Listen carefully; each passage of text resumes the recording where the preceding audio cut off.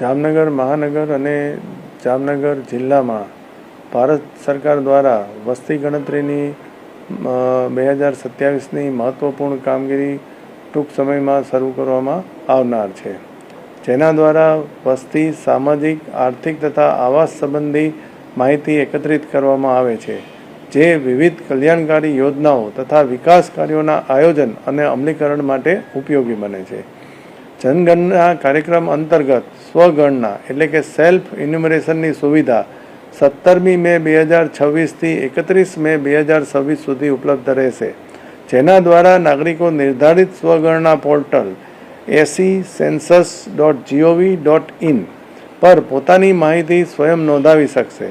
ત્યારબાદ house listing operation એટલે કે HLOની કામગીરી 1 જૂન 2026થી 30 જૂન 2026 દરમિયાન હાથ ધરવામાં આવશે, જેમાં જનગણના કર્મચારીઓ ઘરે ઘરે જઈ માહિતી એકત્રિત કરશે. શહેરના તમામ નાગરિકોને વિનંતી કરવામાં આવે છે કે આ મહત્વપૂર્ણ રાષ્ટ્રીય કાર્યમાં શહેર તથા જિલ્લાના તમામ નાગરિકો સક્રિય સહભાગી બને અને સાચી તથા સંપૂર્ણ માહિતી આપે. જનગણના અંતર્ગત પ્રાપ્ત કરવામાં આવતી માહિતી સંપૂર્ણપણે ગોપનીય રાખવામાં આવે છે અને તેનો ઉપયોગ માત્ર આંકડાકીય તથા વિકાસલક્ષી હેતુઓ માટે જ કરવામાં આવે છે. 2 તબક્કામાં વસ્તી ગણતરીની કામગીરી કરવાની રહેશે. પ્રથમ તબક્કો એટલે કે 1 જૂનથી ઘર યાદી અને સ્થળ સ્થિતિ દર્શાવતા બ્લોક, જેમાં નગરજનો પાસેથી સેન્સસના ગણતરીદારો ઘરે ઘરે જઈ અને ઘરના મોભીની માહિતી એકત્રિત કરશે. આ પ્રક્રિયામાં પોર્ટલ ઉપરના 34 જેટલા પ્રશ્નોનો જવાબ ઘરના મોભીએ આપવાનો રહેશે.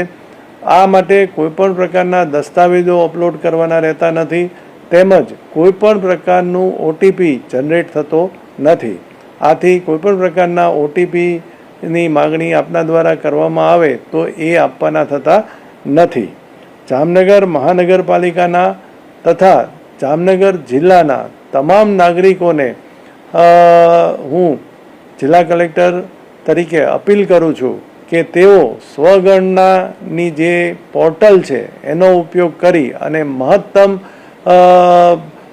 સ્વનોંધણી કરાવે, જેથી કરીને જ્યારે ગણતરીદારો તેમના ઘરે આવે ત્યારે સેન્સસની પ્રક્રિયા ઝડપથી થઈ શકે અને આ મહત્ત્વના રાષ્ટ્રીય કાર્યમાં ખૂબ સંપૂર્ણપણે સહકાર આપે તેવી આપ સૌના પાસે અપેક્ષા રાખું છું.